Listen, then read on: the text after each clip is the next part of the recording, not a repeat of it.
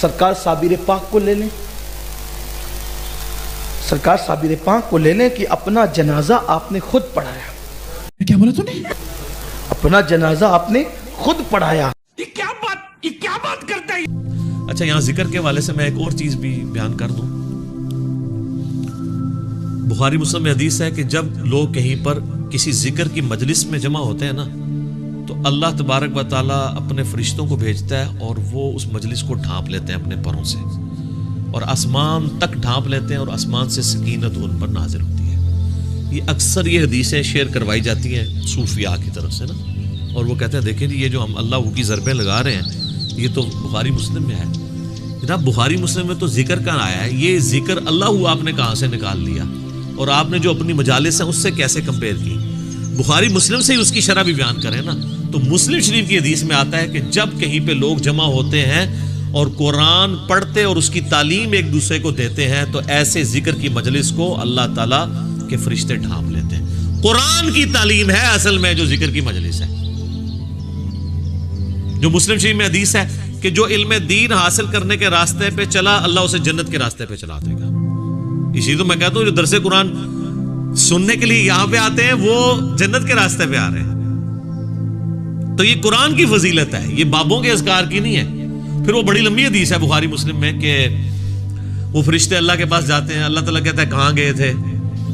تو کہتے ہیں ہم ایسی مجلس میں گئے تھے جہاں پہ لوگ تیرا ذکر کر رہے تھے۔ اللہ پوچھتا ہے، نبی علیہ السلام فرماتے ہیں حالانکہ اللہ کا جانتا ہوتا ہے پھر بھی پوچھتا ہے کہ وہ کیا کہتے تھے؟ یا اللہ وہ تیری جنت کا سوال کرتے تھے۔ بخاری مسلم کے الفاظ ہیں، اللہ تعالیٰ فرشتوں سے پوچھتا ہے کہ کیا انہوں نے میری جنت دیکھی ہے؟ کہتے ہیں نہیں اللہ۔ تو پھر بھی وہ مجھ سے جنت کا سوال کر رہے ہیں، یعنی بن دیکھے ان الذین یخشون ربهم بالغیب لہم مغفرۃ واجر کبیر۔ اور کیا کہتے تھے؟ یا اللہ وہ کہہ رہے تھے ہمیں دوزخ کے عذاب سے بچا لے۔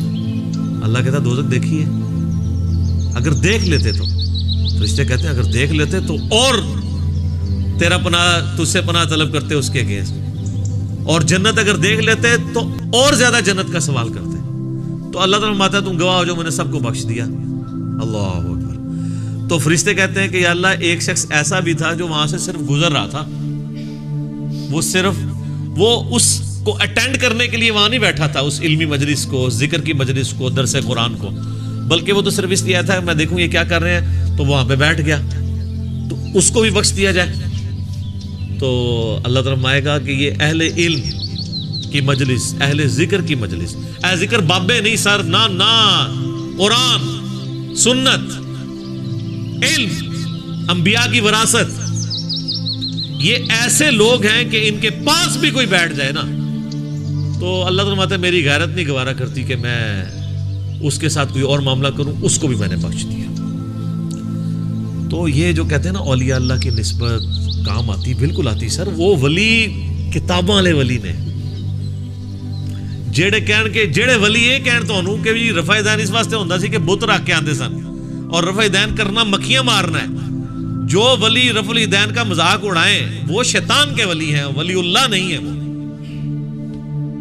تو دشمن ہوئے ہوئے ہیں جو اپنے بابوں کا دین آپ کو سکھا رہے ہیں، کتابوں کا نہیں۔ تو ہم تو صرف آپ سے ریکویسٹ کریں گے کہ مرنے سے پہلے اے مسلمان کر لے اس پہ غور، کتابوں کا خدا اور ہے، بابوں کا خدا